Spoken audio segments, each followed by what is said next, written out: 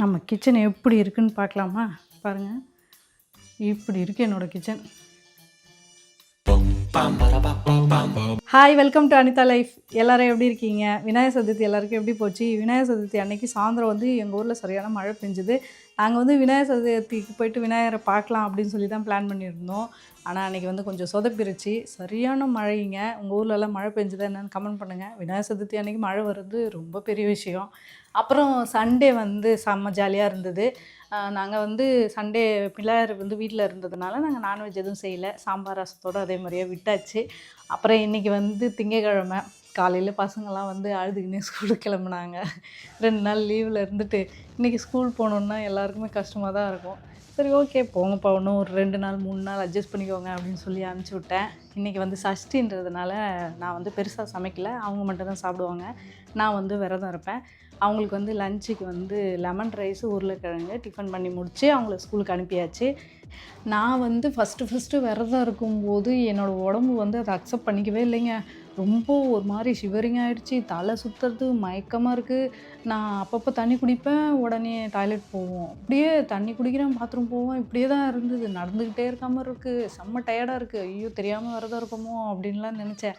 இருந்தாலும் பரவாயில்ல, நம்ம அதை பண்ணியே ஆகணும் அப்படின்னு சொல்லிட்டு காலைல 6 மணிலேருந்து சாயந்தரம் 6 மணி வரைக்கும் சாப்பிடாமல் இருந்து அதுக்கப்புறம் வந்து படைச்சி சாப்பிடும்போது ஒரு திருப்தியாக இருந்தது.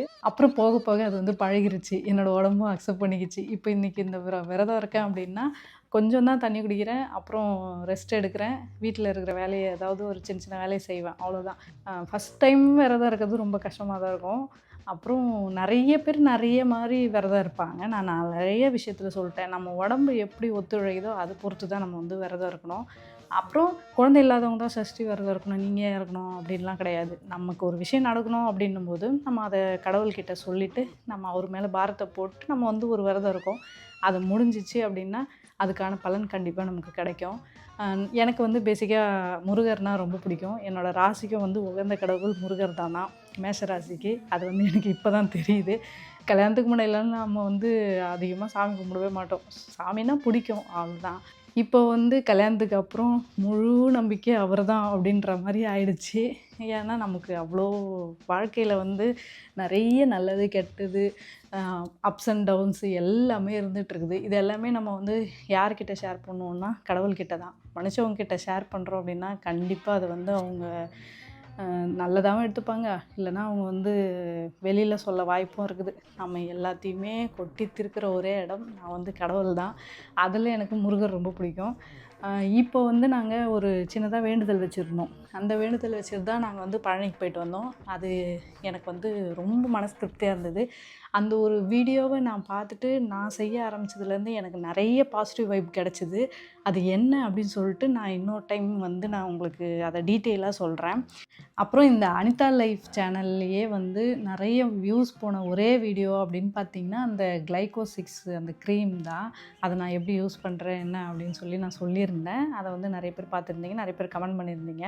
அதில் இருக்க மோஸ்ட்லியான டவுட் என்ன அப்படின்னு பார்த்தீங்கன்னா, அது எப்படி ஒர்க் ஆகுது, இப்போ வரைக்கும் அதை வந்து ரெகுலராக ஃபாலோ பண்ணுறீங்களா அப்படின்னு கேட்டேங்க. நான் வந்து அதை விட்டுட்டேங்க. ஏன்னா நான் அந்த க்ரீமை யூஸ் பண்ணது வந்து வீக்லி ஒன்ஸோ இல்லைனா ஒரு நாளைக்கு ஒரு தடவையாவது அதை வந்து யூஸ் பண்ண சொல்லியிருந்தாங்க. அதே மாதிரி தான் நானும் யூஸ் பண்ணேன். சொல்கிறவங்களாவும் என்ன சொல்லியிருந்தாங்கன்னா, தோல் உரியும், அப்புறம் வந்து ரொம்ப ட்ரை ஆகும், மெயினாக சன்ஸ்க்ரீன் போடாமல் வெளியவே போகவே முடியாது, போகவும் கூடாது. அப்படி அந்த கிளைகோ-6 வந்து யூஸ் பண்ணிவிட்டு சன்ஸ்க்ரீன் போடாமல் போனீங்க அப்படின்னா ஃபேஸ் வந்து பிளாக்காக மாறும் அப்படின்னு சொல்லியிருந்தாங்க. நான் வந்து என்கிட்ட சன்ஸ்க்ரீன்லாம் இல்லவே இல்லை. எனக்கு அந்த இதுவும் தெரியவே இல்லை. நான் வந்து யூஸ் பண்ணேன். ஸ்டார்டிங்கில் நமக்கு எல்லாமே வந்து பிரைட்டாக தெரிகிற மாதிரி தானே இருக்கும். அடடா, ரிசல்ட் கிடைக்குது அப்படின்னு நினைப்போம்ல, அதே மாதிரி தான் நானும் நினச்சின்னு விட்டுட்டேன். அப்புறம் ஒரு 2, 3 வாரம் அதை போட்டுட்டு அப்படி எப்படி நான் வெயிலில் துணி காய போடுறோம், கடைக்கு போகிறோம், இந்த மாதிரிலாம் போகும்போது பார்த்தா ஃபேஸு பிளாக் ஆகிடுச்சு. அதை பார்த்து எனக்கு பயமாயிடுச்சு. சரி வேண்டாம், நம்ம வந்து இதோட ஸ்டாப் பண்ணிவிடுவோம், நம்ம செட் ஆகல போலருது அப்படின்னு சொல்லிட்டு நான் வந்து அதை ஸ்டாப் பண்ணிட்டேன். அதுக்கப்புறமா நிப்பாட்டின கொஞ்ச நாளில் வந்து நிறைய குட்டி குட்டி குட்டி குட்டி குட்டியாக அப்படியே அந்த பிம்பிள்ஸை விட இன்னும் கொஞ்சம் பொறி பொறியாக வர மாதிரி வேர்க்குரு மாதிரிலாம் வர ஆரம்பிச்சிச்சு. எங்கள் வீட்டுக்காரர் திட்டினார், நல்லா இருந்த ஃபேஸ் இந்த மாதிரிலாம் எல்லா க்ரீமும் போட்டு யூஸ் பண்ணி கெடுத்துக்கிற அப்படின்னு. நம்ம மோஸ்ட்லி வீடியோவில் மேக்கப்லாம் போடாமல் தான் பண்ணுறோம், ஏன் இப்படி பண்ணுற அப்படின்னு சொன்னார். அதனால் என்ன பண்ணிட்டேன், கொஞ்சம் எல்லாத்தையும் எடுத்து வச்சுட்டு எதுவுமே போடக்கூடாது கொஞ்ச நாளைக்கு அப்படின்னு சொல்லி அப்படியே விட்டுட்டு ஸ்கின் வந்து நார்மலாகிடுச்சு. அந்த கிளைகோசிக்ஸ் க்ரீமை நீங்கள் யூஸ் பண்ணுறீங்களா இல்லையான்னு கேட்டவங்களுக்கு நான் ஒன்றே ஒன்று சொல்கிறேன், நான் யூஸ் பண்ணலை, அதை ஸ்டாப் பண்ணிட்டேன். அதை யூஸ் பண்ணணுன்னா இன்னும் 2-3 க்ரீமை வந்து தொடர்ந்து அது கூடவே யூஸ் பண்ணணும். அந்த மாதிரி நாங்கள் வந்து வாங்கலை. அது ஒன்று மட்டும் யூஸ் பண்ணிவிட்டு எனக்கு வந்து தோல்லாம் உரிய ஆரம்பிச்சிச்சு. அதனால் நான் விட்டுட்டேன். உங்களுக்கு வந்து நீங்கள் யூஸ் பண்ணணும்னு நினச்சிங்கன்னா அது உங்களோட சுய விருப்பத்தின் பேரில் தான் நீங்கள் வந்து யூஸ் பண்ணுறதா அர்த்தம். ஓகேங்களா? அவங்கவுங்க ஸ்கின்னுக்கு வந்து செட் ஆகுதான்னு பார்த்துட்டு ரெகுலராக யூஸ் பண்ணுங்கள். ட்ராப் பண்ணிட்டீங்கன்னா அதோட ரிசல்ட் வந்து இன்னும் கொஞ்சம் வேறு மாதிரி இருக்கும். மணி வந்து 10 போகுது. அடுத்து பாத்திரம் கழுவணும். இங்கே வந்து பாருங்கள், துணியெல்லாம் அப்படியே சோஃபா மேலேயே போட்டு வச்சுருக்கேன். இது எல்லாத்தையுமே வந்து மடிக்கணும். துணி மடிச்சுட்டு கொஞ்ச நேரம் வந்து ரெஸ்ட் எடுப்பேன். மெயினாக ஒரு விஷயம்னா, விரதம் இருக்கும்போது நம்ம வந்து தூங்கக்கூடாது. அப்படி தூங்கிட்டோம் அப்படின்னா எந்திரிச்சு குளிச்சுட்டு அதுக்கப்புறமா சாயந்தரத்தில் இன்னொரு வாட்டி வந்து படைக்கணும். அப்படி தான் பண்ணணும். அப்புறம் இன்னொரு விஷயம் சொல்லணும். நேற்று வந்து 8-9 அன்னைக்கு வந்து எங்களுக்கு வந்து வெட்டிங் டே. நாங்கள் 2 பேருமே மறந்துட்டோம். எதுக்கு அந்த கருப்பு தினத்தை ஞாபகம் வச்சுக்கணும் அப்படின்னு சொல்லிட்டு. ஐயோ! பசங்களோட பர்த்டேவே நம்ம வந்து சிம்பிளாக கொண்டாடுறோம். இதெல்லாம் வந்து நம்ம கொண்டாடுற மைண்ட்லேயே கிடையாது. நாங்கள் வந்து பல வருஷத்துக்கு முன்னாடி பண்ண தப்பு ஏன் செலிப்ரேட் பண்ணணும் அப்படின்னு சொல்லிட்டு ஒவ்வொரு வருஷமும் நாங்கள் வந்து விட்டுடுவோம். இப்போ வந்து துணி மடிக்கணும். நான் வந்து கிச்சன் இன்னும் க்ளீன் பண்ணாமல் இருக்குது. அந்த கிச்சனை போய்ட்டு க்ளீன் பண்ணிவிட்டு எப்படி பாருங்கள், காலையில் கடன்னு செஞ்ச லெமன் சாதம் கடாயி, உருளைக்கிழங்கு வறுவல், சாப்பாடு, தேங்காய் சட்னி, கொஞ்சம் தேங்காய் பால், கொஞ்சம் அரை மூடி தேங்காய் இருக்குது.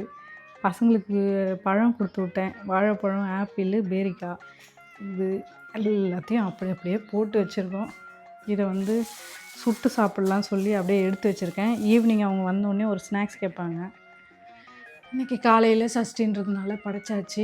காலையிலேருந்து விரதம் ஸ்டார்ட் பண்ணியாச்சு. வீடு இப்படி தான் இருக்குது. இப்போ இந்த வேலையெல்லாம் நான் செய்யணும். பார்த்திங்களா என்னோடய கிச்சனை எப்படி வச்சுருக்கிறேன் அப்படின்னு. லஞ்சு ப்ரிப்பேர் பண்ணி அனுப்பிச்சிட்டு அப்பாடான்னு வந்து நிம்மதியாக உட்கார முடியல.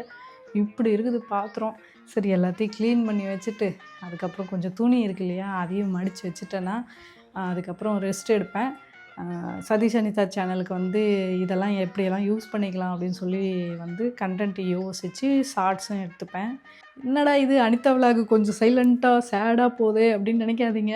இன்றைக்கி வந்து நான் ரொம்ப டயர்டாக இருக்கேன். என்னால் ரொம்ப கத்தியும் பேச முடியல, நிற்கவே முடியல, தடன்னு வருது. எல்லாத்தையும் அட்ஜஸ்ட் பண்ணிக்கிட்டு நான் வந்து உங்கள்கிட்ட பேசிகிட்டு இருக்கிறேன். திடீர்னு மயக்கம் போட்டு விட்டேன்னா எப்படி இருக்கும் பாருங்கள். அப்பா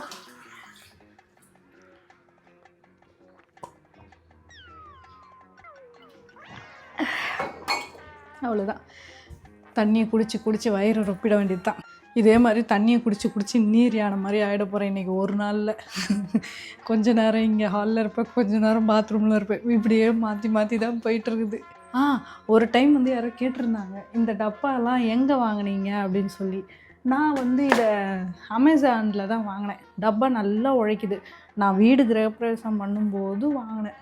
ஞாபகார்த்தமாக இருக்கட்டும் அப்படின்னு சொல்லிட்டு 2020 போனோம். இது வந்து 24 4வது வருஷத்தில் நல்லா உழைச்சிட்ருக்குது. பார்க்குறதுக்கு இன்னுமே நல்லா புதுசாக இருக்குது.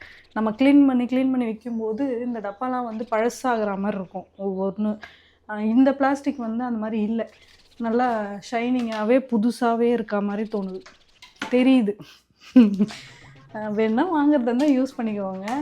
நம்ம வந்து ஸ்டோரேஜ் பாக்ஸுன்னு போட்டாவே அமேசானில் நிறைய மாடலாக கிடைக்கும். அதில் இந்த பாக்ஸை பார்த்திங்கன்னா செட்டாக வாங்கிக்கோங்க. நான் வாங்கும்போது 12 பீஸுன்னு நினைக்கிறேன். பெருசு 6, கீழே இந்த குட்டியாக இருக்கிறது வந்து 6, இப்படி தான் வாங்கினேன். இது வந்து ஒரு 500 ml கரெக்டாக 1/2 கிலோ பருப்பு பிடிக்கும். இது வந்து கரெக்டாக 1 கிலோ பிடிக்கும். 1 கிலோ துவரம்பருப்பு இருந்தாலும் கரெக்டாக பிடிக்குது.